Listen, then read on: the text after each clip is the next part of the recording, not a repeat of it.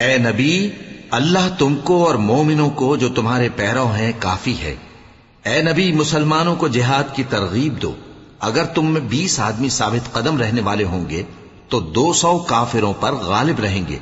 اور اگر 100 ایسے ہوں گے تو 1000 پر غالب رہیں گے، اس لیے کہ کافر ایسے لوگ ہیں کہ کچھ بھی سمجھ نہیں رکھتے۔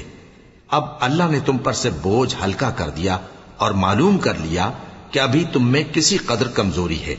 پس اگر تم میں 100 ثابت قدم رہنے والے ہوں گے تو وہ 200 پر غالب رہیں گے، اور اگر 1000 ہوں گے تو اللہ کے حکم سے 2000 پر غالب رہیں گے،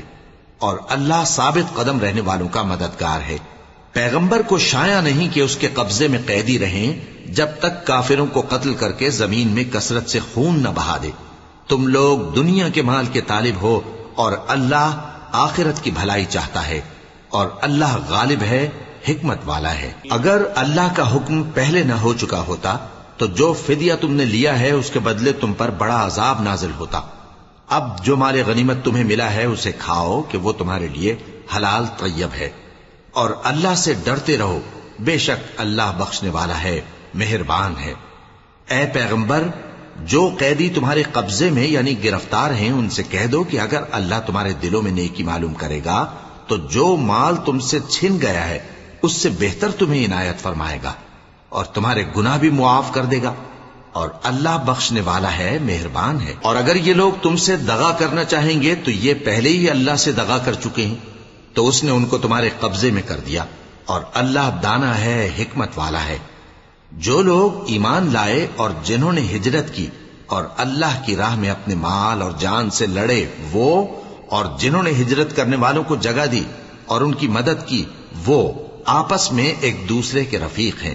اور جو لوگ ایمان تو لے آئے لیکن ہجرت نہیں کی، تو جب تک وہ ہجرت نہ کریں تم کو ان کی رفاقت سے کچھ سروکار نہیں، اور اگر وہ تم سے دین کے معاملات میں مدد طلب کریں تو تم کو مدد کرنی لازم ہے، مگر ان لوگوں کے مقابلے میں کہ تم میں اور ان میں صلح کا عہد ہو مدد نہیں کرنی چاہیے، اور اللہ تمہارے سب کاموں کو دیکھ رہا ہے۔ اور جو لوگ کافر ہیں وہ بھی ایک دوسرے کے رفیق ہیں۔ تو مومنو، اگر تم یہ کام نہ کرو گے تو ملک میں فتنہ برپا ہو جائے گا اور بڑا فساد مچے گا،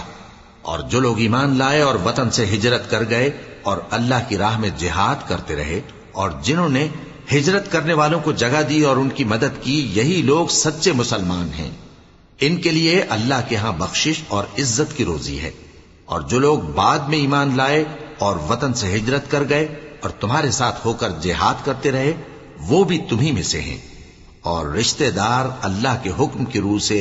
ایک دوسرے کے زیادہ حقدار ہیں۔ کچھ شک نہیں کہ اللہ ہر چیز سے واقف ہے۔